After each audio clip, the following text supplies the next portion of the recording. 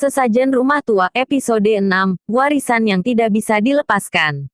Setelah beberapa bulan, Rina sudah terbiasa datang ke rumah Wiyoto setiap bulan, membawa sesajen, membaca cerita, dan merasakan kedamaian yang ada di sana. Bunga melati di halaman selalu segar, dan kadang-kadang dia masih bisa mendengar bisikan lembut dari keluarga Wiyoto. Tapi malam itu, ketika dia tiba, dia melihat sesuatu yang berbeda. Gerbang rumah yang biasanya tertutup rapat terbuka lebar. Di halaman, semak-semak tumbuh lagi, dan tumpukan sesajen yang dia letakkan sebelumnya tergeletak terbalik di tanah. Bau bunga melati hilang, digantikan oleh bau tanah basah dan sesuatu yang amis. Rina masuk dengan hati-hati. Di ruang tamu, meja yang sudah diperbaiki tadi kembali patah. Dan di dinding, ada tulisan yang baru terlukis dengan cat hitam, warisan tidak bisa dilepaskan. Kamu yang mulai, harus melanjutkan. Dia ke kamar belakang, lantai bawah tanah terbuka, dan di sana, dia melihat seorang pria tua yang tidak dikenalnya berdiri di depan makam keluarga Wiyoto. Pria itu mengenakan baju gamis tua, dan matanya terlihat kosong. Kamu adalah yang membuka kebenaran, kata pria itu dengan suara kasar. Jadi kamu harus meneruskan tugas mereka. Memberi sesajen bukan cuma untuk mereka, tapi untuk semua leluhur yang terlupakan di kota ini. Rina merasa bulu kuduk merinding. Siapa kamu? Akulah leluhur dari keluarga Wiyoto yang paling tua, jawab pria itu. Saya yang memberi mereka tugas untuk memberi sesajen. Tapi ketika mereka terlupakan, tugas itu terhenti. Sekarang, kamu yang harus melanjutkannya. Kalau tidak, kutukan akan kembali, not hanya ke rumah ini, tapi ke seluruh kota. Tiba-tiba, makam-makam keluarga Wiyoto mulai bergetar. Dari dalamnya, suara mereka terdengar lagi, tapi kali ini penuh kesusahan. Rina, tolong, jangan biarkan tugas ini berhenti. Kita tidak mau kutukan kembali menyentuh orang lain. Pria tua itu mendekat Rina, dan dia merasakan tangan dingin menyentuh pundaknya.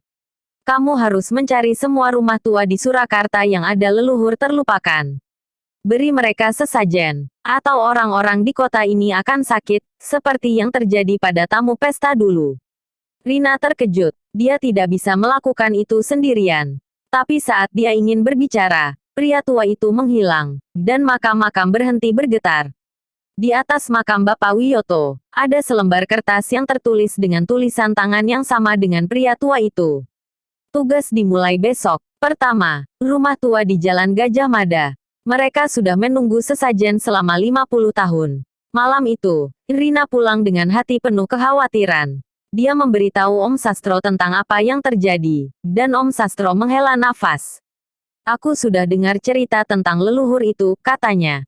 Dia adalah orang yang kaku, tapi dia hanya ingin leluhur tidak terlupakan. Tapi tugasnya terlalu berat untuk satu orang. Jadi apa yang harus aku lakukan?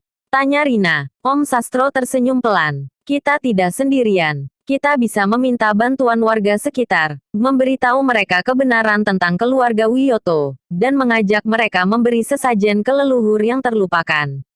Sesajen bukan tugas yang harus dilakukan sendirian, itulah maknanya. Hari berikutnya, Rina dan Om Sastro mengumpulkan warga sekitar di rumah Wiyoto. Mereka menceritakan kebenaran tentang keluarga Wiyoto, tentang leluhur yang terlupakan, dan tentang tugas yang harus dilakukan. Banyak warga terkejut dan menyesal karena dulu menyalahkan keluarga Wiyoto. Mereka sepakat untuk membantu. Malam itu, rombongan mereka pergi ke rumah tua di Jalan Gajah Mada. Di halaman, mereka menemukan tumpukan batu yang menunjukkan makam leluhur. Mereka meletakkan sesajen, nasi, daun jeruk bunga melati, dan rokok klobot, dan membaca doa. Saat itu, aroma bunga melati menyebar, dan suara lembut terdengar dari makam. Terima kasih. Kita tidak lagi terlupakan. Rina melihat ke atas langit, dan dia melihat bayangan keluarga Wiyoto dan leluhur tua mereka tersenyum padanya. Dia tahu, tugas ini akan terus berlanjut, not sebagai beban, tapi sebagai warisan kasih yang dia terima dan akan berikan kepada orang lain.